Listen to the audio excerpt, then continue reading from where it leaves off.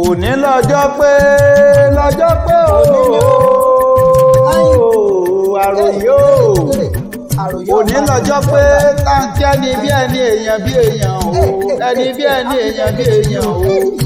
Olúmúyìí wá o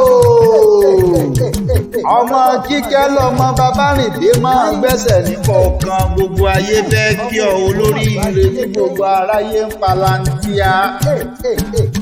àṣeyí sàmọ́dún lágbára Olódùmarè ọba happy birthday to you Múyìí wá o ọmọ Kíkẹ́ lọmọ Babárìndé máa gbẹ́sẹ̀ ní kọ̀ọ̀kan òní lọ́jọ́ bí rẹ̀ pé olówó orí Mọ́rẹ́nikẹ́ Olúwatóyìn Elizabeth bàbá Ṣeun bàbá Ọlájídé bàbá Ọpẹ́yẹmí àwọn ọmọ tó bí ò ní kú o ìwọ náà ò ní bọ́ sọnù lọ́dọ̀ ọmọ lágbọ́rọ̀ Olódùmarè ọba tí jẹ́mi ní ọmọ Ògbómọ̀ṣọ́ ajílété àyàkókò nàkí ajímútábà ogun ni ògbó mi kò gbó ọmọ afògbó làjà àyíṣà jagunjọbí ọmọ alákàtàkọ ẹrẹ sọ̀nkè tán ògbórí ẹlẹ́mọ̀sọ́bọ̀ ogun ọmọ ajílété wájú ẹ̀kẹ́ lógún ọmọ ọlọ́run gbẹ́kún nìyí ìyá ńlá yín ọlọ́jọ́ ọkà tó dùn yungbanyungbanyungbanyungbanyungbanyungba o Olúmúyìí wá o ọmọ wọn ló sùpà l'Ógbómọ̀ṣọ́ ajílété òkòrèsé ọmọ wòyílà kọ ọmọ bàrà gbákígbá igbákígbá kẹkẹ sọ òkòrèsé ọmọ ajẹbí ọ̀rọ̀ yòó Ajísọlá nìyí ọmọ Kélé Ògún òkòrèsé ọmọ wòyílà kọ ọmọ bàrà ẹrúkẹrú abilala lẹ́nu bíi tẹsín òkòrèsé ọmọ wòyílà kọ ọmọ bàrà gbákígbá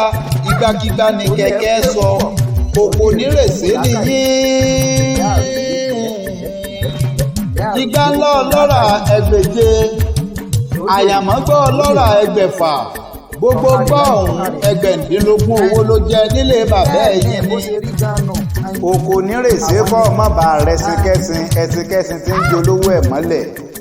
òkò nírèsé kọ́ ọmọ bá ra gbákígbá igbákígbá nkẹ́kẹ́ sọ fínfín ọlọ́rà ẹgbẹ̀je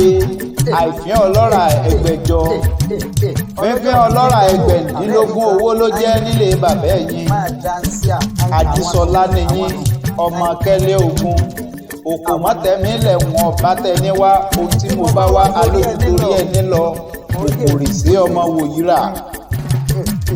òtéréré lomi ìlú Ọ̀pá òṣùrùkùtù lomi ìlú Àwẹ̀ nílé bàbá ẹ̀yìn ní òkòrèsé ọmọ wòyílà àló ti sọdún èyí náà ó ṣe tẹ̀sí owó tọmọ tàìkú bọ̀rọ̀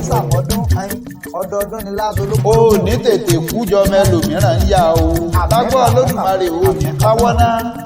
ó jèrè ẹ máa sàmì ikú tó yáwó ní pa ọ́ máa sàmì sàṣẹ olórí ire ní gbogbo aráyé ń pariwo aláàánú èèyàn ní ìbòrìṣẹ ọmọ ajẹ bí ọ̀rọ̀ yòó ó jèrè.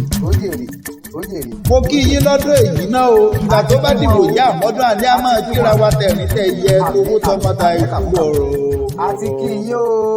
kí yín happy birthday o.